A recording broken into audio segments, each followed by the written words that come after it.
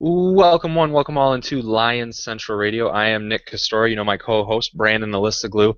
Took last week off, folks. Sorry about that, but we are back with you now, and we have Ty Schalter of Bleacher Report joining us early on the program. We've got some stuff to go over with him. A little bit of season review, looking forward to the off-season free agents draft. We're going to go through the whole gamut with them. Let's jump right into it. Ty, first question for you. We're kind of skipping the full season review with you. We've done that a little too much already, but Huh, one okay. question, one question we've been posing to everyone that comes on the show is when you do look at the 2014 season for the Lions, do you deem it a success? Oh yeah, absolutely, absolutely. I think the job number one was get back to the playoffs, and I think job number two was get back to win a playoff game, and they darn near did that. They certainly improved on they matched beat Jim Schwartz's best year. I think you wanted to see a better season out of Stafford. Mm-hmm. And I don't think you got a better season out of Stafford necessarily. And I don't think the trade-offs that they made really, in terms of, cautiousness versus performance, I didn't see a step forward from him. Obviously going forward, he's still the guy. You're not going to easily upgrade over him. But I think maybe it was combination of first year offensive coordinator with Lombardi, maybe some putting too much pressure on him in terms of 5 and 7 step drops. In terms of protection, obviously had some struggles on the offensive line with injuries and consistency. You wanted to see not so much of a regression from Right. Larry Warford and some of the other guys. Given what they had, I think this is about as good as you could hope for. Obviously, I think the talent is there to do better. And we'll see if they can keep everything together. Terrell Austin sticking around obviously is a huge deal. This is on the spectrum of possibilities. This is towards the very good end, I think, for Yeah. this season. Well, and for discussion's sake, let's say everything is in place heading into next season. We'll say Sue is on the team. What it is the next step to be considered a success next season? Does it have to be a playoff victory? Me and Brandon have, Oh have yeah, discussed this point, and we think so for sure. But yeah. does the regular season record even matter next season? Does it hinge on playoff victories? I wish I could say that anything would be great, but no, this is definitely the bar's been raised. You've got to win a playoff game next year, and this team. I said last year, this team's championship window is open. This team is at a level where in any given season, no, because this is the thing. This is the thing with the NFL. It's not necessarily like okay, you get to make the playoffs. And then the next year you win one playoff Mm-hmm. game. And the Mm-hmm. next year you win two playoff games. Then the next year you go to the Super Bowl. And then the next year you win the Super Bowl. That's how fans seem to think it goes. And more often than not, it's everything clicks. You win a championship, and then you go back to and really your baseline level of year-to-year performance is very much the same. We saw this with the Eagles under Andrew Reid, where they had like 9 years of this team is good enough to win the Super Bowl, and they didn't. Mm-hmm. And year after year after year, the window was open and it never clicked, it never came together. And we've seen obviously with all these postseason games, with with the Lions game against the Cowboys, with the Packers game against the Seahawks, with the Patriots against the Ravens, and then went to the Super Bowl. So many times these games fall down to one or two plays, and who's to say the Patriots aren't the best team? But who's to say that if we do, 10 more playoffs, we don't get 9 other different champions? So I think the idea that this team has enough to be that lucky team, and of course we've seen, the Packers won it as 6 seeds, the Steelers won it as 6 seeds. You just have to get in the dance, and then anything can happen. So I think last year this team's championship window opened. If they keep Sue, then I think the championship window remains open. And obviously, you know, given the talent that Austin had, given what he did, if they get one or two playmakers anyway, even if they let Sue go, I think it's still all there. You got Stafford, Calvin, all the skill position guys. The offensive line comes back. I definitely think over the next 2 or 3 years, you've got the pieces together. So this will be a 4, 5, 6 year run of good enough to win if you get in. The question is, does it click this coming year or not? Wow, normally I would be upset to finally or to wait this long to talk on my own show, but Ty, that was a great breakdown of the season. I appreciate it. Brandon here. Nice to actually meet you. Right. Yeah. Hey, appreciate it, Brandon. And I'm sorry, you got to Oh, understand. no You know, worries. I'm doing radio spots every place where it's like, okay, and joining with us to talk for 15 minutes straight, Ty Schalter, go. And so it's like, okay, yeah, sure. And then of course, I've got my own show on Sirius XM Sunday mornings, 11 to 1, with Jason Cole. So I Nice, normally give nice. myself plenty of elbow room. So sorry about that, No, Brandon. no, well, that's even the beauty of the podcast here. You can expand as much as you want. We've got as much time or as little time as necessary.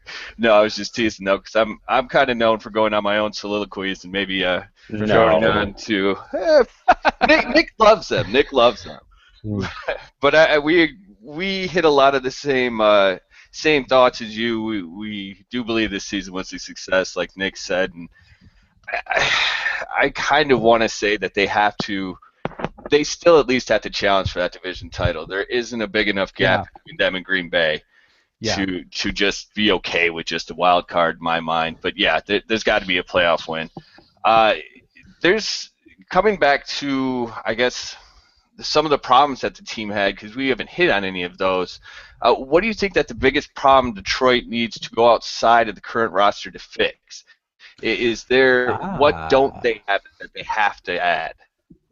That's a great question, and it's kind of a maddening one, because they've had very clear needs, for year after year, and they've gone out and I think addressed those needs very well. So you look at what they got right now, and it's mostly going to be a question of who sticks around, and then what holes do you have to fill, because if you let Tulloch go, you let Bush go, you let Fairley go, and you keep Sue, well, then you have needs at tackle second and Hmm. third. Honestly, defensive tackle, probably third tackle too. You have needs in the linebacking core. Obviously, Levy's fantastic. Tahir Whitehead really stepped up. Yeah, I'm comfortable with him coming back. I'm not necessarily comfortable. I'd love somebody better than Ashley Palmer on the other side.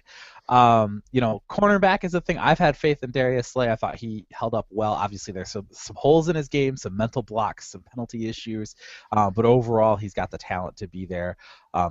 I've been waiting for somebody to step up and replace Rashawn Mathis for a while, and he still keeps being a veteran presence there. So, and again, and as I've said, every single time, year after year after year, we come into this, okay, do you draft a cornerback to start?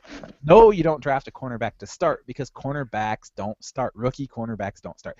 You look at Justin Gilbert. Everybody Yep. wanted Justin Gilbert, and he can't even get on the field for Cleveland. Just going, I want a tall, fast cornerback so he can start and be awesome. It doesn't work, because even tall, fast cornerbacks, with almost no exceptions, don't step in and start and play at a high level. So you can argue, you say, well, we needed to So draft you a draft a cornerback tight years end ago. that needs some time. Well, yeah, and I think the possibility was there. The possibility was there that Ebron comes in and is awesome from the jump. And maybe if Calvin is healthy all season from the jump, Ebron comes in as that third option that they really wanted him to be. It's Calvin, Tate, Ebron. And if he was there, maybe he comes around a little bit. Obviously, he improved as the year went on, and now you kind of look at maybe in the second year, he has the ability to make the impact that you hope for as a rookie. Agreed. But I don't think you can go back to the beginning, back into the season, and go, oh, we need to add more weapons. Like you've added all the weapons. You've Yep. plenty of weapons. Outside of Green Bay and Chicago, and of course they're in the same division. But Denver's going to lose some people. You look at the teams that are loaded in the offensive skill position. Detroit's right up there in the top five. Offensive line. Add a right tackle maybe. I'm fine with Reef. You look at Sims. He's a guy that could need to be. He's a guy that could go to save cap room. Right. And again, I'm just digging into the cap stuff. Unfortunately, the thing is with being a national guy, it's like one of those okay, like I can't know all 32 teams cap situations off the top of my head. Like I just can't. Yep. So I'm just starting to dig into that right now.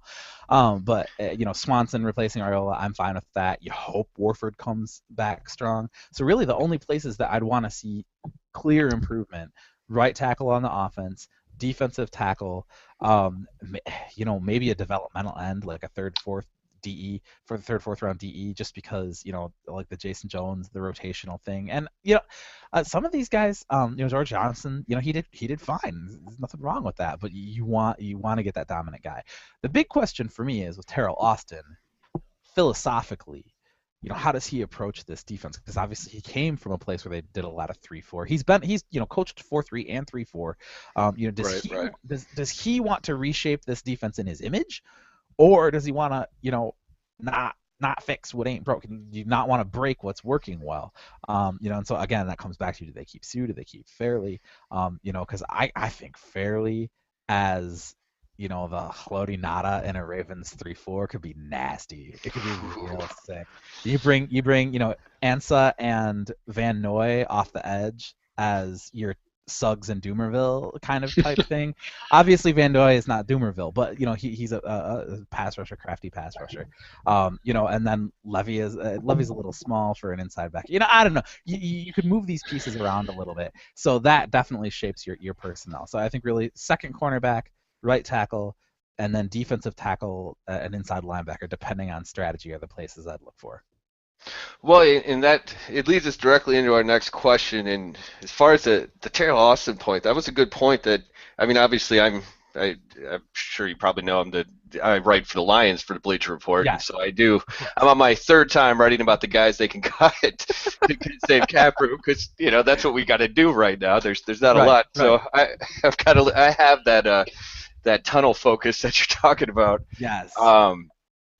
But inside the roster, what is a problem? And it builds off the last question, so it's similar, but another problem, but it's fixable with guys that are on the roster. I mean, you do have developmental guys like Larry Webster, or guys we haven't thought about. Are there guys on the roster that might fix a problem? Like, do we have that nickel cornerback of the future already on the roster? And we being the Lions, I hate when I do that.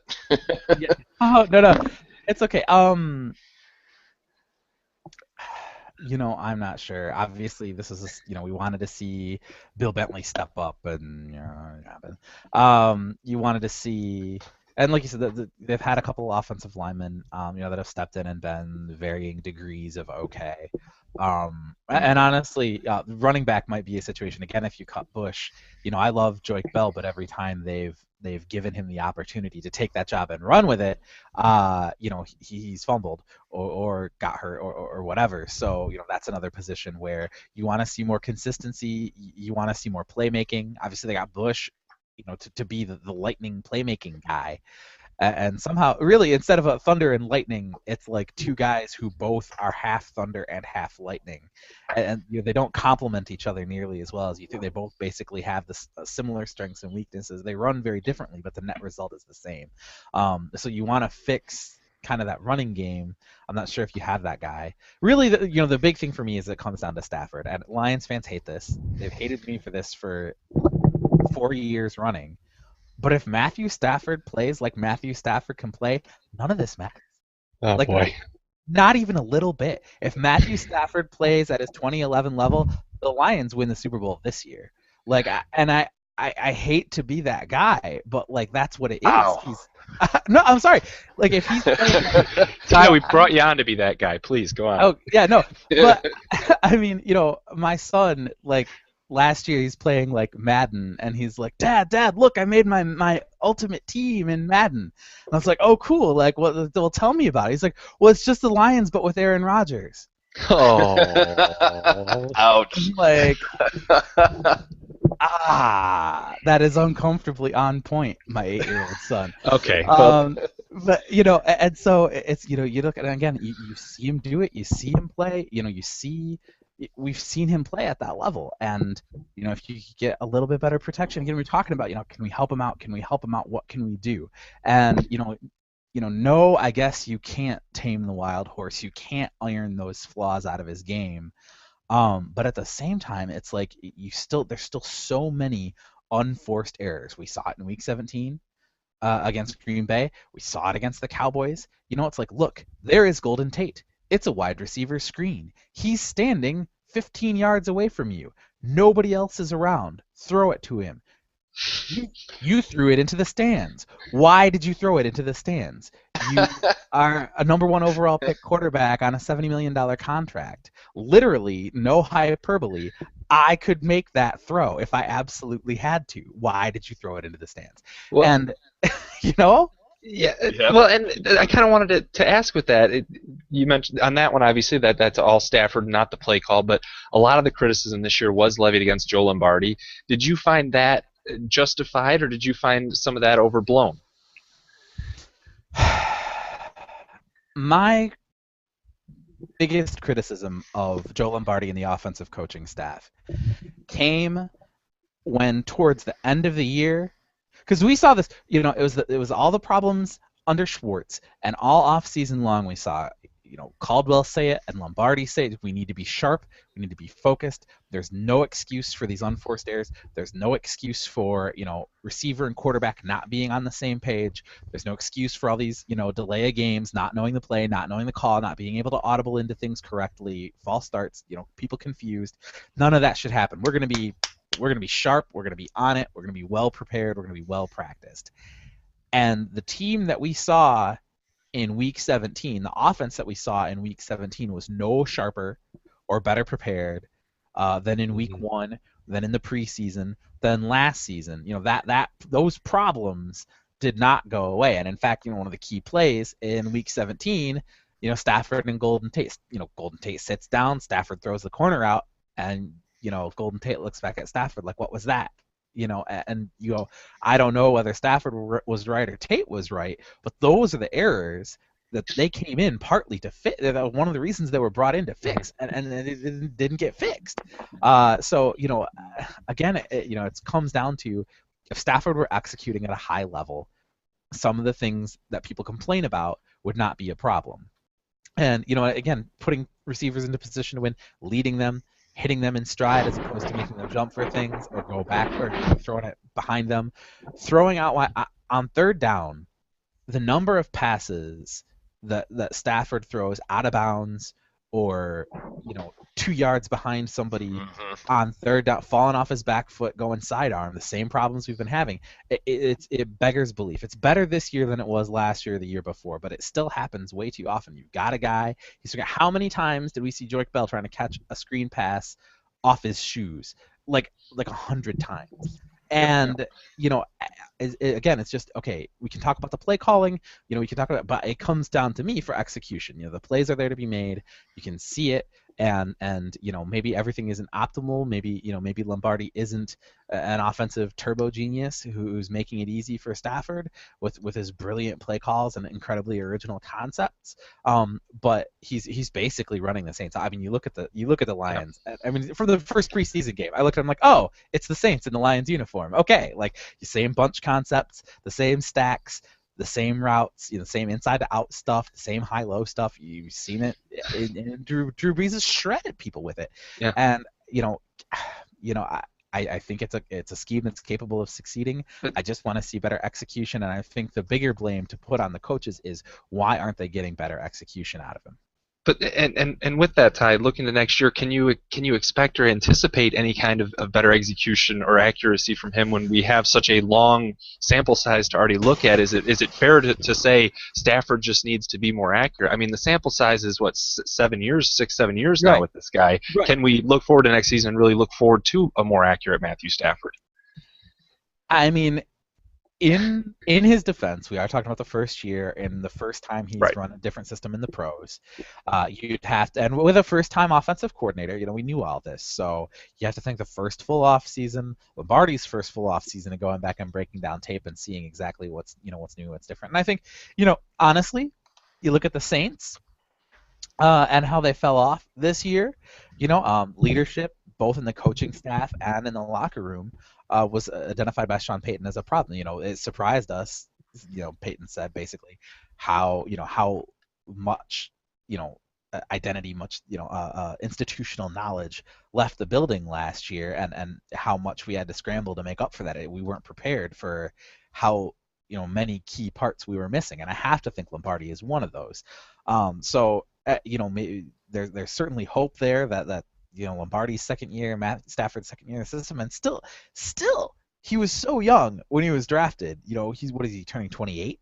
27. I mean, he's Yep. still, even with 6 27. years in the NFL. Yeah, 27.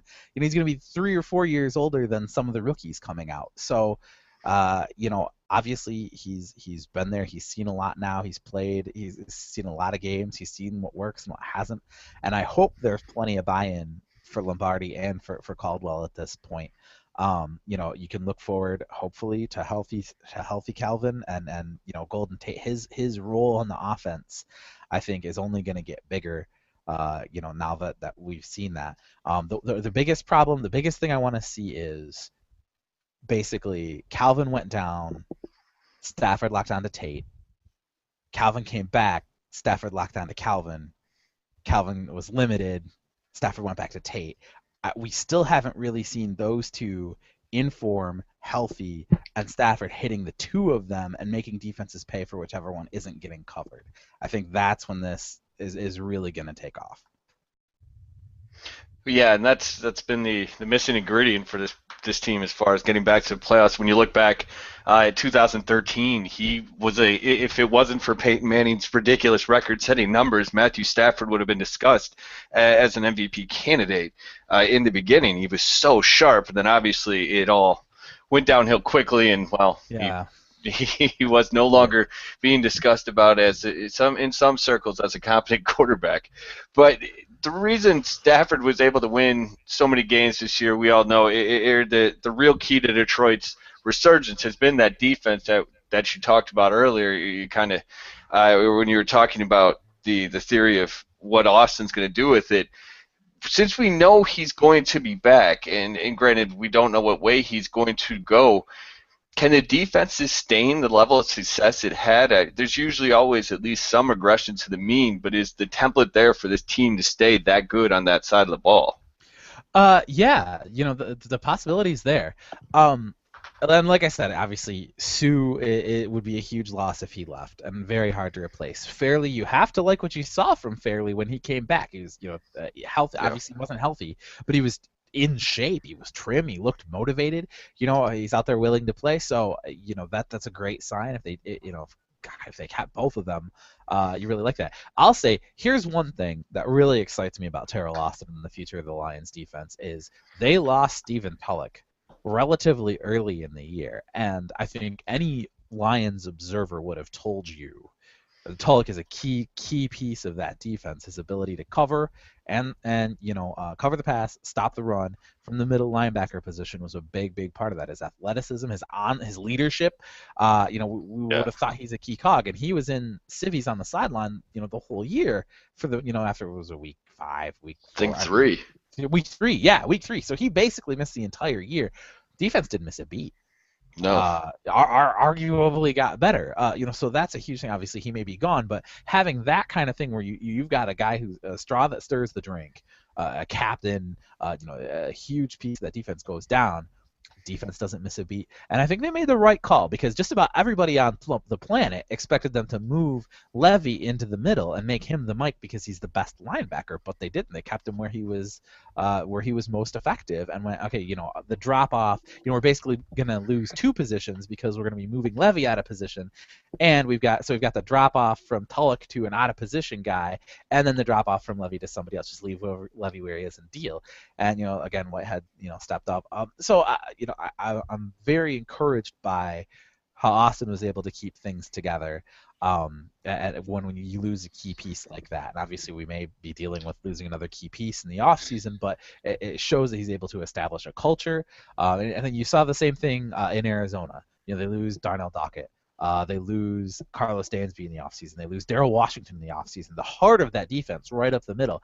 And the Cardinals' defense was still incredibly tough to run on and incredibly tough to score on. That's only happening when the coaching is at a very high level.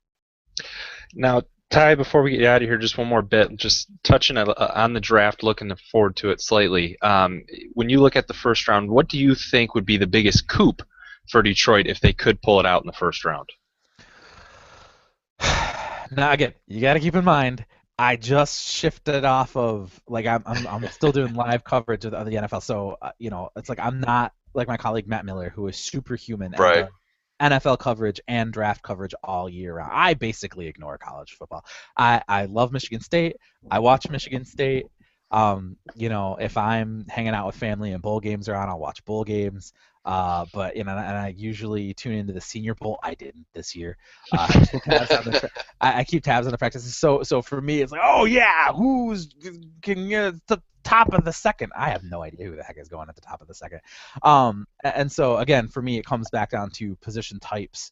I know defensive tackle is extremely deep this year, which helps the Lions a lot. There are a couple nose tackles, then possible 3 technique guys at the Senior Bowl. Some real big dudes that wrecked for people, and one of them named Clint something. I don't remember. Point being, it's a really deep year for defensive tackles, and that's great news for the Lions. And I think unless something goes horribly wrong, one of them is going to be there, and you're going to have another fairly type guy. He's natural, big body, still athletic, still can penetrate. And those guys tend to rise in the draft, but again, it's just so deep that if you're there at 23, which I think if I saw that's where the Lions are in the draft this year, that's their natural, or at 23, that's a guy that could fall. If the defensive tackle isn't there, again, you look at right tackle, a pure right tackle. That 23 is that sweet spot where it's somebody who doesn't project as a natural left, but somebody who's big and huge and can match. And that's what you want to see at the right tackle spot. So that's another position where I think would be.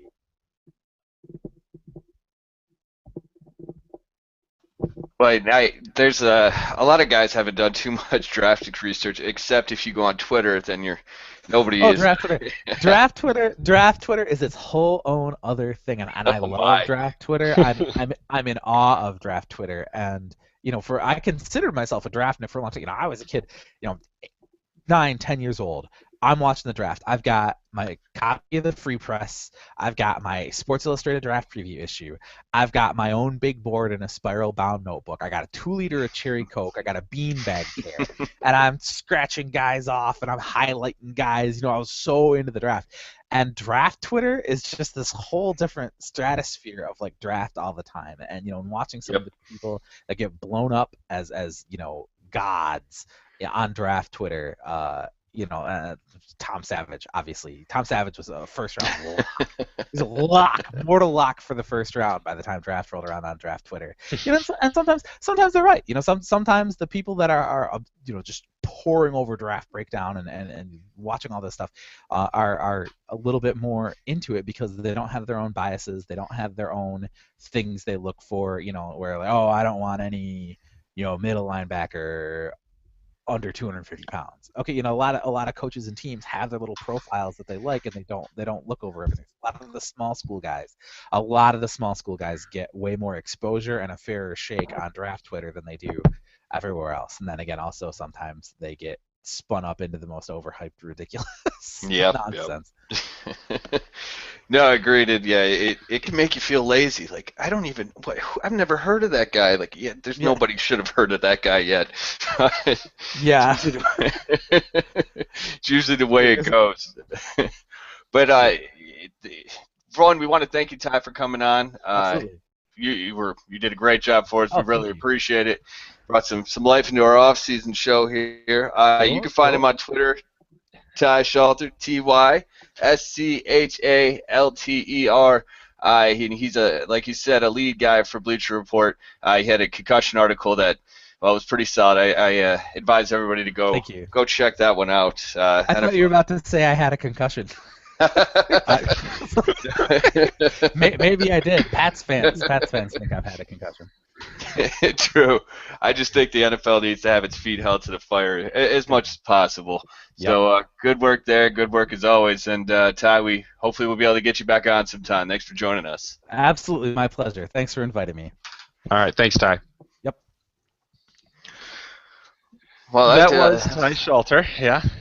That was a lot of good info, man. I really like that talking point, or the thing you brought up about reshaping the defense and Terrell Austin's image.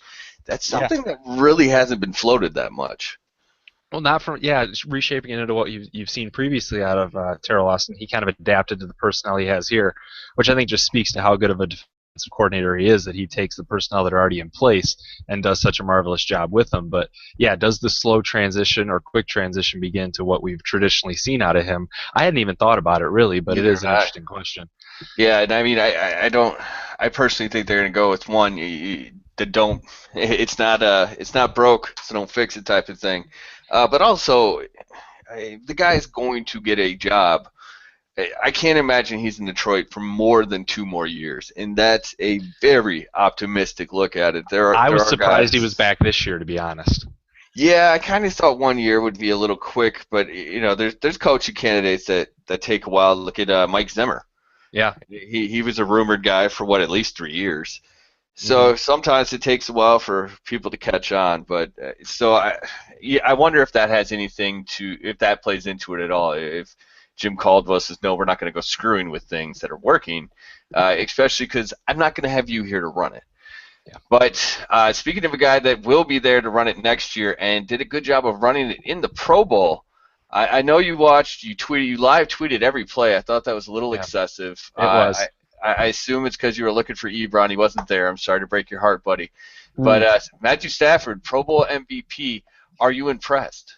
The raw numbers are just so good. 316 yards and 2 TDs. He was named the game's offensive MVP, but who cares? I didn't watch a play of the Pro Bowl. I did hear J.J. Watt picked him off at one point, so there's that. But, I mean, if anyone's putting stock into the Pro Bowl, they're really doing something wrong.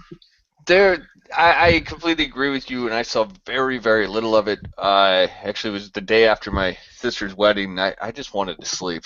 But now the thing that I did see, the highlight, and you probably saw it put in this context already, but it kind of showed what Matthew Stafford can do when you give him just a touch of time. We talk about his inaccuracy so much, but he wasn't inaccurate that day, and it was because he wasn't having, there weren't people blowing up his center left and right. But there was a beautiful touchdown throw where Stafford's one of the very few that can make that type of throw, and that's about all it was. And Golden Tate had a nice day as well, but again, nobody cares. I don't know. Did you care that Tate did well? No, I didn't. Glover Quinn was also there just for completion. Oh yeah, that's right. There were 3 Lions represented. Stafford gets the MVP for those that care, and we can all move past the Pro Bowl as quickly and swiftly as possible. So the biggest news and notes of the day, it comes via Ndamukong Suh. Now this stuff just broke today, actually, Brandon, as we're recording here on Tuesday. Tom Lewan had some comments today that went out to the media, and then also DetroitLions.com writer Mike O'Hara. I heard him making some of the radio rounds talking about what could happen with Suh. Lewan was breaking down how a deal they think could be done very, very soon. They want Suh back. They think Suh wants to be back. And Mike O'Hara of DetroitLions.com was saying that at the very least he expects the franchise tag to happen if a deal can't get done. So basically what you're hearing from Lions camp is Suh's going to be back next season by hell or high water. Whatever they have to do to keep him in place is going to be done. Yeah, I still do not buy the franchise tag thing. I think it's a bargaining tactic. Do you really want to take that? I know there have been people that are saying, well, slap him with a non-exclusive. Well, quite a bit, and I still don't believe anybody's giving you 2 number 1s for a non-quarterback. That's ridiculous. And well, we saw, was Jay Cutler the last one to be traded for that type of haul? Oh boy, for me, I think the thing is, do you think that they are using the franchise tag as a bargaining tactic? It comes down to, with Mayhew and Lewan, do they think that they're 2 to 3 guys away from winning a Super Bowl, or do they think they're more pieces away from that? If they think that they are only 2 to 3 pieces away, which they very well may, then maybe they would consider a franchise tag because they don't think there's that many pieces they need to bring in. However, if, like I think, they're 4, 5, 6 pieces away, then you can't even consider a franchise tag because it just hampers so much of what you can do in free agency. It is a clear bargaining tactic, and it's one I don't think that they would follow through on. I'm not there's a part we disagree with. We agree. We come to the same conclusion. We don't take the same route. I don't think the team was that far away because, and as Ty was talking about, one thing the more I've watched the playoffs, obviously, and researched it and read about it, it's getting more and more like baseball playoffs. Granted, we've now had 2 straight years of chalk, but it's a you get in, you get hot, and things could happen. I mean, New England very well could have lost to Baltimore. Sure. They probably should have. It's and we saw what happened on the NFC side. 4 straight teams got their hearts broken. Yeah. In successive order, which is a little relevant to the show, I suppose. But I don't think they need that much. But I still don't think that you give them that much money to go through this again. Yeah, I mean, the mega contracts are the Lions have done it more than just about anyone else in the league. Coming off the huge rookie deals for Stafford, Calvin, and Sue, they're one of the teams that was hamstrung most before the new collective bargaining agreement was in place. Franchise tag's gonna is it 27 million? Is that the actual number for the tag? 26.7, but there's also the $9.7 million worth of dead money that he counts against his cap no matter what. I mean, there's just so many numbers that float around with this guy. But 26.7. We have a lot of free agents to discuss on this show throughout the offseason. None of them are in play if they go ahead and give that 26.7 million to Ndamukong Suh. Yeah, for this year. Well, if they do that, then they have to extend Stafford, and they have to talk about restructuring Calvin Johnson's contract because his jumps from I think 12 or 13 to $20 million this year. And that's because they've put the money off at different times. They keep backloading these deals and pushing the money away, and at some point it's going to have to come back at them. Well, and the nice thing is they're actually kind of set up to be able to do this right now if they get the long-term deal with Sue, which I still think I am 90% positive that's what's going to happen. Besides, I thought that way before Tom Lawand. I didn't believe all this. He wants to leave for a big market crap because it's the NFL. You don't need to leave. But what they can do is if they give him that 6 years, 102, that 7 years, 119 that I've thrown out there before, that would make him the $17 million per year guy. Calvin Johnson has 2 more years after this coming one of really high cap numbers. So what you could do is kind of maneuver it so that when Sue's cap numbers spike, Calvin's are going down. And don't forget the cap, Mayhew thinks it's going to 143 this year. There's talk of it being 160 in 2016, so there's going to be a whole lot of wiggle room coming up. So it's okay to sign that huge contract. So I think this deal will get done anyways. And there's also a lot of important dates coming up throughout the NFL offseason that, as it pertains to the Detroit Lions and the league at large. Brandon, you want to run through a couple of those that we'll be looking forward to and breaking down on the show as they come up? Well, since we're talking about the franchise tag, the first day the Lions can hit them with it, or hit him with it, I assume they won't be franchising anybody else. It's February 16th. We've got the NFL Combine coming up in a couple weeks, 17th through 23rd. And actually, then the Lions had to make their decision on Sue less than a month away, March 2nd, 4 p.m., because free agency starts the March 7th. That's the 3 days, where teams can talk to other people, but they can't sign them. You remember when Schwartz showed up at Van Den Bosch's house at midnight of that first night? I hope Van Den Bosch won't be mentioned this time, but that's when things start to really happen, and then you got the draft the end of April, and in May we'll be back to rookie minicamp. So it's right there, Nick. It's coming around. Yeah, Lions Central Radio will be there for every angle of this thing. Free agency first, and the draft is coming up sooner than you guys think. We're hoping to have some prospects on the show to talk to that would fit into what the Lions are doing and potential guys that they might go after. We've got some other things coming up. There's some. We're going across the pond to talk to a big NFL supporter from Britain who. We're excited to talk to him at some point. There's just different things we're going to be doing on the show throughout the offseason to keep it fresh. There may not be football going on right now, folks, but there is Lions Central Radio and a ton of stuff to get to. Yeah, we have a ton to get to. And one thing we wanted to talk about, I'll probably be annoying people about it on social media, and I'll talk about it in the show as well, is the LionsCentralRadio.com. We've got a lot of ideas we're going to start integrating, folks. We want to get some big boards on there for both the draft and free agency, and then we're going to have things where you can either vote or set up your own. I don't know. We're pretty excited about it. Go ahead and check it out. That's a way to check out the show, as well as I'll be linking my articles there. Who knows? We might even get Nick to dust off the keyboard and give us a thought or two when he gets angry at me and doesn't want to listen to me responding. So if you want to go ahead and goad him into that, you can find him you can find the show on Facebook, Lions Central Radio. You can find the show on Twitter at Lions Central PFC. You can find me on Twitter at Brandon Alisoglu, ALISOGLU, and you can check out Nick Kostora's just in time for the Super Bowl Tom Brady avatar at Nick Kostora, Kostora. I'd like to think I gave Tom Terrific just a slight boost with the avatar, but yeah, go ahead. If for no other reason to check out my Twitter page than to see the Tom Brady pick that I have now, I'm sure I'll update it here in the next coming days. There's just so many great Tom glamour shots to choose from, so I'll have to find a new one relatively soon. But until the next time we do Lions Central Radio, I am Nick Kostora for Brandon Alisoglu. Thank you so much for tuning in.